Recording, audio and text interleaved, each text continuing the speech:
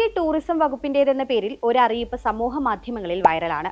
India Pak സംഘർഷത്തെക്കുറിച്ച് ഭൂരിപക്ഷം ജനങ്ങൾക്കും അറിയില്ലെന്നും രാജ്യത്തേക്കുള്ള യാത്ര റദ്ദാക്കരുതുമെന്നുമാണ് ഇതിലെ ആവശ്യം. ഇന്ത്യക്കാരോടുള്ള തുർക്കിയുടെ യാചന എന്ന തരത്തിലാണ് ഇത് ഷെയർ ചെയ്യപ്പെടുന്നത്. BJP സംസ്ഥാന അധ്യക്ഷൻ രാജീവ് ചന്ദ്രശേഖർ, പ്രിയങ്ക ചതുർവേദി ഉൾപ്പെടെയുള്ള നേതാക്കളും നോട്ടീസ് ഷെയർ ചെയ്തിട്ടുണ്ട്. The economic times, financial express, business today പോലുള്ള ചില മാധ്യമങ്ങൾ വാർത്തയും നൽകിയിട്ടുണ്ട്. എന്താണ് ഇതിന്റെ വസ്തുത? ഇന്ത്യയെ ആക്രമിക്കാൻ ചൈനയും തുർക്കിയും നൽകിയ ആയുധങ്ങളാണ് പാകിസ്ഥാൻ ഉപയോഗിച്ചതെന്ന് ഇന്ത്യൻ സേന വ്യക്തമാക്കിയിരുന്നു.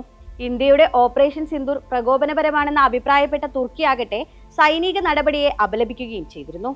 ഇത് രാജ്യത്ത് തുർക്കി വിരുദ്ധ വികാരം ഉടലെടുക്കാൻ കാരണമായിരുന്നു.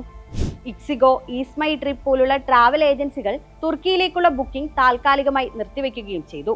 പിന്നാലെയാണ് അറിയിപ്പ് സമൂഹ മാധ്യമങ്ങളിൽ വൈറലാകുന്നത്. തുർക്കിയിൽ ടൂറിസം വകുപ്പില്ല, സാംസ്കാരിക ടൂറിസം മന്ത്രാലയമാണുള്ളത്. സർക്കാരിന്റെയോ സാംസ്കാരിക ടൂറിസം മന്ത്രാലയത്തിന്റെയോ വെബ്സൈറ്റുകളിൽ അറിയിപ്പ് കാണാനുമില്ല. തുർക്കി ആസ്ഥാനമായുള്ള വസ്തുതാ പരിശോധനാ സംഘടനയും അറിയിപ്പ് വ്യാജമാണെന്ന് സ്ഥിരീകരിച്ചിട്ടുണ്ട്.